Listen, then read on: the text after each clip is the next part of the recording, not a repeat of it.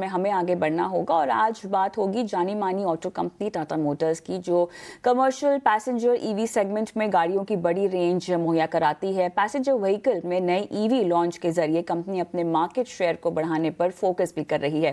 Demand trend पर आज Tata Motors passenger vehicles के एमडी शैलेश चंद्रा से एक्सक्लूसिव बातचीत की हमारी सहयोगी सृष्टि शर्मा ने, और इसी बातचीत के अंश आपको दिखाते हैं।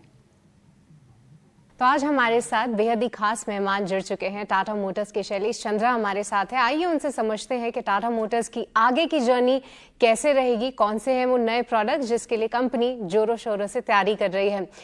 चंद्रा जी, आपको बहुत बहुत स्वागत है ET नाउ स्वदेश पे। सबसे पहले तो देखिए, हैरियर का लॉन्च हुआ और काफ़ी अट्रैक्टिव प्राइस पॉइंट्स पे आपने निकाला, क्योंकि मैं प्राइस पैरिटी देख रही थी। बेस मॉडल में तो डिफरेंस है, पर जो टॉप एंड वेरिएंट है वहाँ पर आपने जो है एक प्राइस पैरिटी कहीं ना कहीं बनाई है। किस तरीके का रिस्पॉन्स आया है, क्योंकि हम जानते हैं 2 जुलाई से आपकी गाड़ियाँ जो हैं वो दिखेंगी लोगों को सड़कों पे या शोरूम में जाके देखेंगे। प्री बुकिंग चालू हो गई है सर? प्री बुकिंग तो मैं आपसे समझ रहा हूँ, बट ये जरूर मैं जानता हूँ कि क्योंकि 2 जुलाई को हमारी बुकिंग्स फॉर्मली स्टार्ट होंगी, बट ये तो बिल्कुल हमें खबर है कि काफी ग्राहक जो है वो शोरूम में आकर जानकारी ले रहे हैं बुकिंग के बारे में। कुछ प्री बुकिंग हुई होंगी जो मेरे नॉलेज में नहीं है, बट जैसा रिस्पांस आया है ये जितनी हमें समझ थी उससे ज्यादा है। और ये क्लियरली रीजंस आपने खुद ही बताया है कि प्राइस पैरिटी, कंफर्ट जो है इनको रेंज का 500 किलोमीटर से ज्यादा, और प्राइस पैरिटी हम आइस के साथ दे रहे हैं, जबकि इसमें तकनीक फीचर्स बहुत ज्यादा है। कैपेबिलिटी व्हीकल जो है एक आइस के कंपैरिजन में बहुत ज्यादा है, तो काफी स्ट्रांग रिस्पांस आया है। हम भी आश्चर्यचकित हैं जिस तरह का रिस्पांस आया है। ओके हाँ, क्योंकि कई सारे कस्टमर्स हमें भी रीच आउट करते हैं कि आपका क्या व्यू है, कैसे देख रहे हैं, तो उसको लेकर एक्साइटमेंट तो है। पर अगर हम इंडस्ट्री ग्रोथ आउटलुक को देखें तो यहाँ पे थोड़ी सी चिंताएं ज़रूर है। पैसेंजर व्हीकल इंडस्ट्री ग्रोथ का आउटलुक है, जितने भी इंडस्ट्री एक्सपर्ट्स बोल रहे हैं वो लो सिंगल डिजिट ग्रोथ की उम्मीद कर रहे हैं। आप इस समय नए प्रोडक्ट लॉन्चेस कर रहे हैं, आपने ये भी बोला था कि आप इंडस्ट्री से ज़्यादा ग्रो करने का टारगेट करेंगे। कौन से ऐसे सेगमेंट्स हैं या प्रोडक्ट्स हैं जिस पे आप सबसे ज़्यादा बुलिश हैं, और साथ ही त्योहारी सीजन में आने वाला है उसको लेकर क्या उम्मीद है? देखिए, ये सही है कि ग्रोथ रेट्स एक मैटर ऑफ कंसर्न है इंडस्ट्री के लिए, और लास्ट फाइनेंशियल ईयर भी 2% का ग्रोथ हुआ था, और इस फाइनेंशियल ईयर में भी अभी तक की जो ट्रेंड दिख रही है और आउटलुक वो भी सब 5% जैसी दिख रही है। मुझे लगता है एसयूवीज की डिमांड लास्ट कई वर्षों से काफी ज्यादा रही है। एक समय था 5 साल पहले जब 30% से कम हुआ करता था एसयूवी का शेयर पूरे टोटल इंडस्ट्री वॉल्यूम में, लेकिन आज के दिन में 55% से भी ऊपर है। तो ये ट्रेंड कंटिन्यू करेगा, और यहाँ पर लॉन्च एक्शंस भी ज्यादा हैं।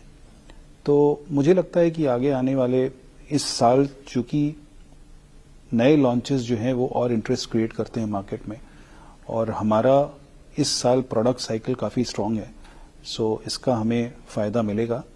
और होपफुली जितनी लॉन्चेस होंगी उससे इंडस्ट्री में और एक्साइटमेंट आएगा, और मॉनसून भी अच्छी होने वाली है। आरबीआई ने भी 2-3 बार रेट्स कम किए हैं, तो ये सबका benefit, hope keeping fingers crossed, कुछ बेनिफिट आने पर डिमांड अगर ज्यादा अच्छा होता है तो हम लोग उस सही साइकिल में रहेंगे प्रोडक्ट के।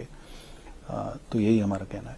बट इन फेस्टिव सीजन को लेकर क्या इस बार फिर से रिकॉर्ड बनते हुए देखेंगे? क्योंकि पिछले 1-2 सालों से देखें तो फेस्टिव सीजन में काफी स्ट्रॉन्ग डिमांड जरूर आई है, हालांकि डिस्काउंट्स भी बढ़ते हुए दिखे हैं, बट उस पे क्या? नहीं, तो बिल्कुल मुझे लगता है कि हर साल हमने देखा है कि फेस्टिव सीजन या दिसंबर, ये 2 मंथ होते हैं जिसमें डिमांड काफी बढ़ती है, और कोई कारण नहीं है कुछ और सोचने का। अगर पिछली बार इस तरह का बिहेवियर और पिछले वर्षों में भी अगर फेस्टिव सीजन स्ट्रांग रहा है तो होपफुली इस बार भी स्ट्रांग रहना चाहिए।